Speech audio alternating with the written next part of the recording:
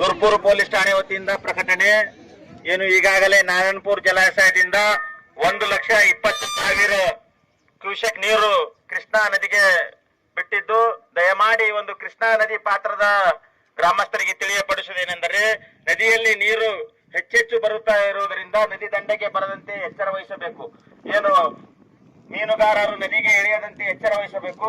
ನಮ್ಮ ರೈತ ಬಾಂಧವರು ಏನು ನದಿ ದಂಡೆಗೆ ದನ ಕಾಯುವುದಾಗಲಿ ಕುರಿ ಕಾಯುವುದಾಗಲಿ, ಏನು ಮಹಿಳೆಯರು ಈಗಾಗಲೇ ಬಂದಿದ್ದಾರೆ, ಮಹಿಳೆಯರಿಗೆಲ್ಲ ನಾವು ಬಟ್ಟಿ ತೊಳಿತಾ ಇದ್ರು, ಅವರಿಗೆಲ್ಲ ನಾವು ಬಟ್ಟಿ ತೊಳೆಯದಂತೆ ಎಚ್ಚರ ವಹಿಸ್ತಿದ್ದೀವಿ. ದಯಮಾಡಿ ರಭಸವಾಗಿ ನೀರು ಬರುತ್ತಾ ಇದೆ.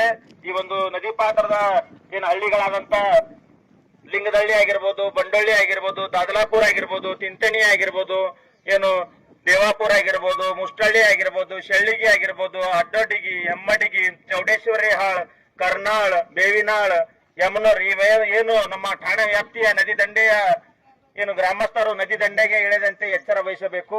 ನದಿಗೆ 1,20,000 ಕ್ಯೂಸೆಕ್ ನೀರು ಈಗಾಗಲೇ ಬಿಟ್ಟಿದ್ದು, ಇನ್ನೂ ಹೆಚ್ಚು ನೀರು ಬಿಡುವ ಸಾಧ್ಯತೆ ಇದೆ.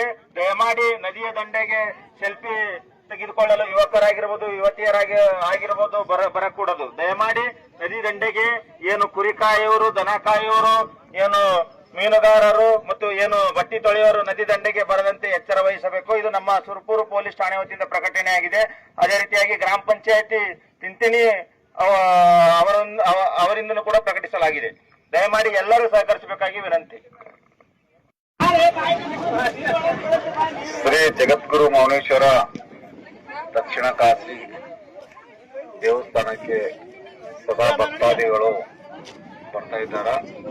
ಆ ಭಕ್ತಾದಿಗಳು ಈ ನದಿ ದಂಡಿ ಮೇಲೆ ಬಂದು ಸ್ನಾನ ಮಾಡೋದಾಗಲಿ ಬಟ್ಟೆ ತೊಳೆದಾಗಲಿ ಮಾಡಬಾರದು. ಯಾಕಂದ್ರೆ ನೀರು ಜಾಸ್ತಿ ಬಂದಿದೆ ನದಿಗೆ. ಅದರ ಸಲುವಾಗಿ ಈ ಊರಿನ ಸಾರ್ವಜನಿಕರು ಮತ್ತ ಹೆಣ್ಮಕ್ಳು ಬಟ್ಟೆ ತೊಳೆಯಕ್ಕೆ ಬರ್ತಿದ್ದಾರ. ಈ ಒಂದು ವಾರ ನೀರು ಇಳಿಯುವ ಮಟ್ಟ, ನೀರು ಕಡಿಮೆ ಆಗುವ ಮಟ್ಟ ತನಕ ಬೇರೆ ಕಡೆ ಎಲ್ಲೇನ ಬಟ್ಟೆ ತೊಳೆಯುವ ವ್ಯವಸ್ಥೆ ಮಾಡ್ಕೊರಿ. ನಿಮ್ಮ ಮನೆಗಳಾಗಲಿ ಮತ್ತು ಹಳ್ಳಗಳಾಗಲಿ ಅಲ್ಲಿ ಮಾಡ್ರಿ. ಈ ಕಡೆ ದನ ಕರ ಬರ್ಲಾರ್ದಂಗ ನೋಡ್ಕೋಬೇಕು. ತಮ್ಮ ದನ ಕರಗಳನ್ನು ಬರಲ್ಲ ನೋಡ್ಕೋಬೇಕು. ಸಾರ್ವಜನಿಕರು ಮತ್ತ ಸಣ್ಣ ಮಕ್ಕಳು ದೊಡ್ಡವರಲ್ಲಿ ಹರಿಯಾಲಿ ಈಸ್ಬಾರ್ದಂತ ಈಸಾಡಕ್ ಹೋಗ್ಬೇಡ್ರಿ, ಬಟ್ಟೆ ತೊಳಕ್ ಬರ್ಬೇಡ್ರಿ. ನೀರ್ ಜಾಸ್ತಿ ಆಗ್ತದೆ. ನಾವೆಲ್ಲ ಪೊಲೀಸರು ತಮ್ಗೆಲ್ಲ ಹೇಳ್ತಿದೀವಿ, ಅವ್ರು ಹೇಳೋಷ್ಟೆಲ್ಲ ಪಾಲನೆ ಮಾಡ್ಕೊಂಡವ್ರಿ. ಆಮೇಲೆ PDO ಸಾಹೇಬರು ಇಲ್ಲ ತನಕ ಹೇಳಿದ್ರು. ಮತ್ತೆ ನೀವೆಲ್ಲರೂ ಗ್ರಾಮಸ್ಥರೆಲ್ಲರೂ ಈ ತರ ನೋಡ್ಕೊಂಡು ಹೋಗ್ಬೇಕು. ಒಳಗೆ ಬಟ್ಟೆ ತೊಳಕ್ ಬರ್ಬೇಡ್ರಮ್ಮ. ಏನಮ್ಮ ನೀರಿಲ್ಲ ಅಂದ್ರ ನಾವ್ ಹೇಳಕ್ ಬಂದಿದ್ದು, ನೀರು ಅದಾವ ಜಾಸ್ತಿ ಅದಾವ.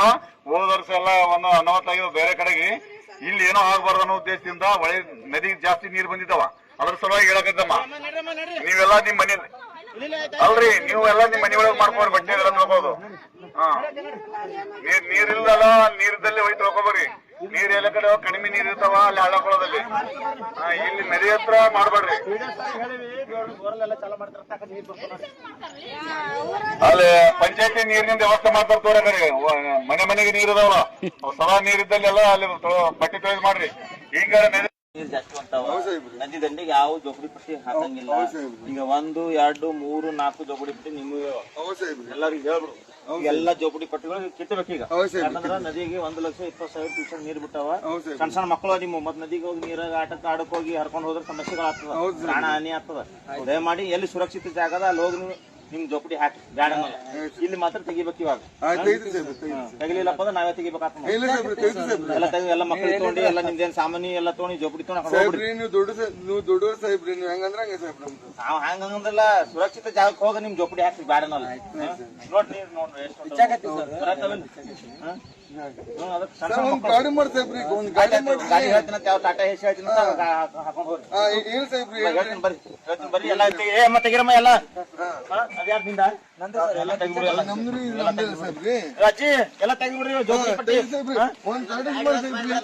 ಮಾಡ್ತೀನಿ ಅಂತ ಹೇಳಿ ಗಾಡಿ ಎಲ್ಲ ತೆಗಿಬಿಡ್ರ.